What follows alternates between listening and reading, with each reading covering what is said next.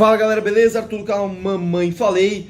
Estou vestido de deputado aqui hoje, terno e gravata, porque temos que ficar espertos aqui. Todos os dias os caras colocam na pauta, e é impressionante como isso não sai de pauta. Eles colocam na pauta aquela bendita daquela votação do aumento do salário dos fiscais de renda aqui de São Paulo. Se você não sabe o que eu estou falando, assista esse vídeo aqui. Se você já sabe do que eu estou falando, parabéns. A gente está tentando aqui todos os dias barrar esse tipo de coisa, né? Vamos ver o que vai acontecer agora. A gente já obstruiu 2 vezes a sessão, 2 vezes não deu quórum. E vamos ver se isso um dia vai passar. A gente vai ver o que vai fazer ali. Enfim, vamos lá. Tem muita confusão em relação a decreto sobre desarmamento aqui. Nós já tivemos ali o Bolsonaro em janeiro soltando um decreto que não agradou ninguém. Não agradou nem os desarmamentistas, nem os armamentistas. E agora ele soltou outro decreto e eu já tô vendo muita gente falar bastante coisa que tá um pouco confuso. Eu vou tentar deixar de uma maneira rápida aqui isso claro para todo mundo. Vamos lá. Como é que funciona no Brasil para você ter uma posse de armas, né? Então esquece porte, vamos falar de posse. Em primeiro lugar, como que você faz para ter uma posse? Por incrível que pareça, no papel o Brasil tem uma das leis menos restritivas ao porte de armas. A posse de armas, se comparadas a outros lugares do mundo. Só que nós temos um problema na prática, eu vou explicar aqui. No Brasil, para você ter arma, você comprar uma arma, não para você portar, para você comprar uma arma, você precisa passar por 3 requisitos objetivos, que nós, inclusive que somos contra o Estatuto do Desarmamento, também defendemos. Requisito 1.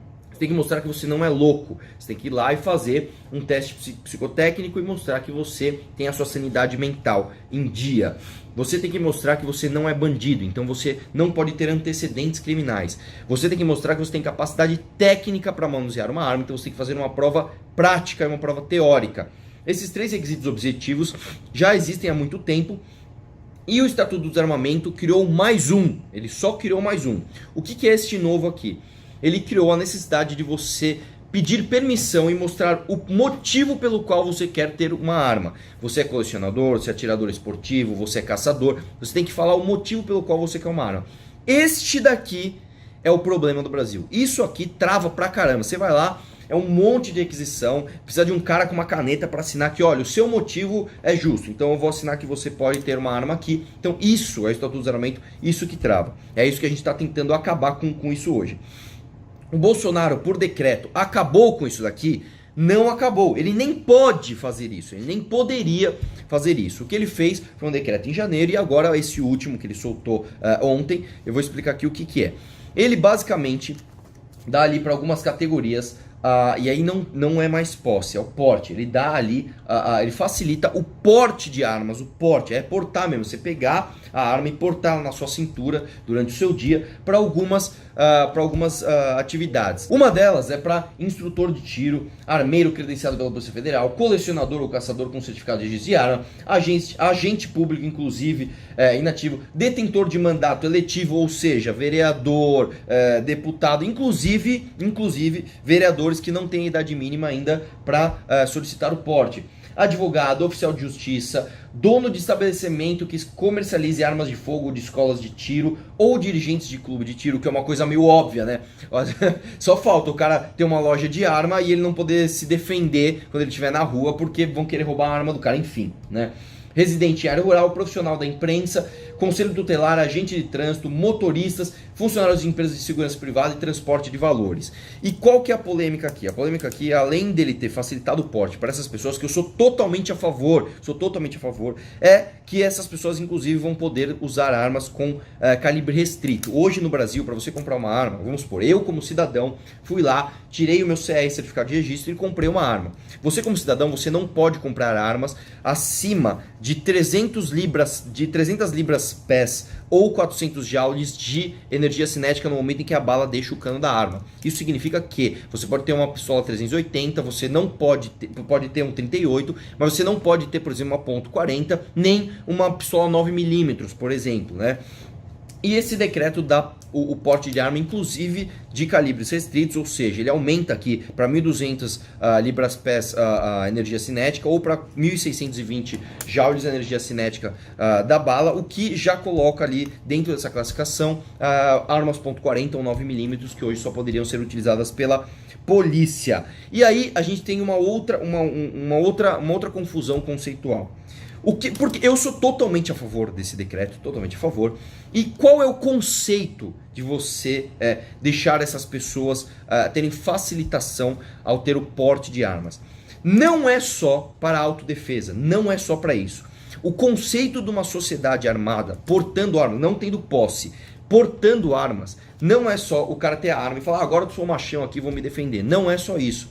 O conceito da sociedade armada é eu com a minha arma defender o meu próximo, o próximo com a arma dele defender o próximo, e aí você acaba com qualquer argumento de que, por exemplo, mas aí se eu for fechado no trânsito e sair um machão com uma arma, eu vou tomar um tiro do cara porque ele tá nervoso? Não. Porque o conceito de sociedade armada é justamente a hora que o cara sair para uma briga, ele vai pensar, tem não sei quantas outras pessoas ao meu redor. Essas pessoas também podem estar armadas. Então não vou fazer cagada.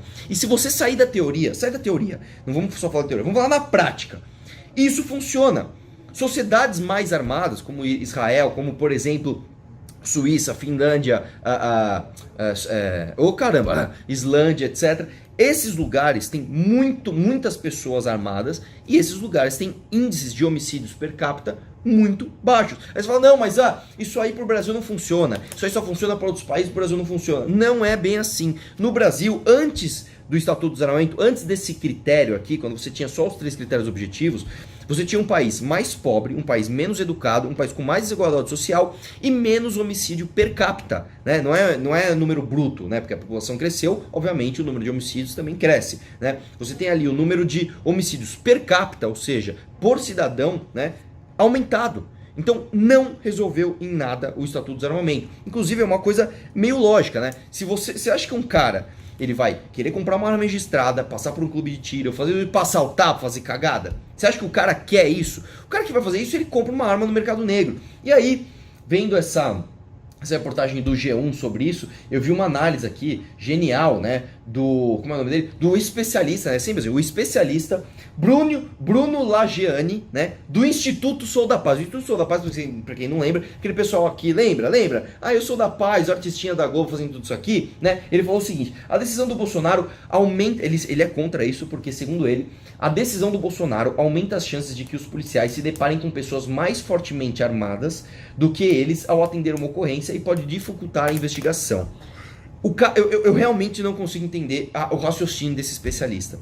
Você acha que um cara que é advogado, que é agente de segurança, que é deputado, ele vai querer ali passar por todo aquele procedimento, a registrar sua arma justamente para se contrapor à lei? Ou você acha que o cara que vai se contrapor à lei, ele tá cagando para isso? Ele vai pegar uma arma do mercado negro e vai fazer o que precisa ser feito? E pior ainda, uma outra justificativa dele, ele faz o seguinte, que isso vai dificultar a investigação.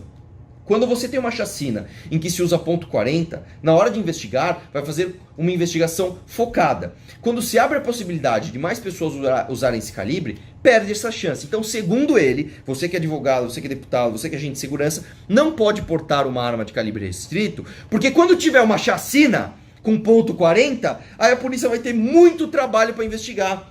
Porque hoje deve ser facinho investigar, né? Agora, realmente, tem uma chacina com .40, nossa, rapidinho você acha o bandido, né? Quase não tem bandido com .40, com 9mm, com fuzil 556, não tem. Agora é que vai ter esse problema, né? Então esse é o raciocínio desses especialistas que, enfim, né? E fora isso, tem mais um ponto aqui do decreto que é maravilhoso, cara. Eu não sei como que o Brasil não tinha isso antes.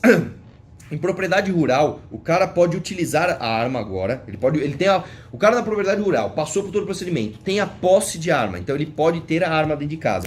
Ele não poderia utilizar a arma dele fora da casa. Então vamos dar, olha isso, velho. Você tem uma propriedade gigante, você tem uma baita propriedade. Sabe aquelas cenas de filme que você vê? O cara ouve um barulho no celeiro, aí ele sai com uma espingarda ou com uma pistola pra ver o que tá acontecendo no celeiro. Isso aqui no Brasil não pode. O cara só pode ficar dentro de casa. Agora não, agora o decreto diz que você pode usar a sua arma em toda a sua propriedade rural. Mas isso é uma coisa óbvia, cara, é preto no branco, demorou para isso ser feito. Eu estava no AgriShow quando o Bolsonaro deu essa declaração, gostei muito, o pessoal aplaudiu ele, eu achei que ele foi no sentido certo, e finalmente no Brasil se tem a permissão de você utilizar a sua arma dentro da tua propriedade, cara, para defender a tua família. É um negócio meio óbvio, mas que no Brasil aqui é impressionante como as coisas são de cabeça para baixo. Mas no final das contas, acho que esse decreto vai trazer ali um resultado positivo para a sociedade. Eu pessoalmente estou com o meu porte, uma solicitação de porte travada, porque eu comprei a minha arma pelo exército, né? Você compra, você pede o CR, depois você pede ali o teu registro da tua arma, tua guia de tráfico, etc, por exército. Já demorou pra caramba e consegui, comprei a arma, legal. Agora eu quero pedir o porte. Como que faz? Você tem que esperar essa arma fazer 1 ano. Depois de 1 ano, você tem que pedir a transferência dessa arma do Exército para a Polícia Federal. Aí eu fiz isso, demorou pra caramba, aí saiu, finalmente saiu. Aí depois disso você pede o porte, eu pedi, e aí tava tudo travado, não só eu, mas um monte de pedidos, todos travados por causa disso, e eu espero que agora tenha destravado, né? A minha arma, no caso, é uma Glock 380, e eu pretendo comprar outras armas de calibre restrito agora. Então, parabéns ao Bolsonaro, eu acho que isso vai trazer uma coisa positiva para a sociedade, e mais do que isso, eu acho que quando a gente finalmente revogar o Estatuto do Desarmamento, a gente vai ter um resultado positivo para a sociedade também, lembrando que ninguém aqui está falando que o armamento da população é política de segurança pública, isso não é. Tá? Agora sim, é sim uma violação do seu direito individual de defesa da sua própria vida, você ter tantas restrições teóricas no papel e práticas para você defender a vida da sua família com equidade de poder com um bandido que tá cagando pras leis e o cara vem até de fuzil para te matar. Beleza? É isso aí, um abraço, vamos questionar tudo.